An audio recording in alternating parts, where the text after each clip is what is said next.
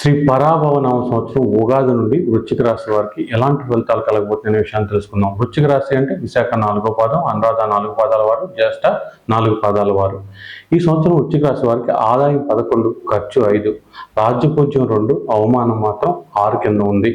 అయితే అవమానం 6 అంటే ఏంటంటే అనవసరమైన విషయాల్లో మీరు వెళ్ళి మీ జాలి, మీరు ఏదో ఎదుటోళ్ళను ఉద్ధరిద్దాం, ఎదుటోళ్ళ బాధలను తెలుసుకుందాం అని మీరు వెళ్ళి ఏదో భంగం అంటారు కదా, భంగపడే అవకాశం ఉంటుంది. మీరు ఎవరిని పట్టించుకోవద్దు, మీ పనులు మీరు చేసుకోండి, అడగకుండా ఎవరికి సాయం చేయకండి.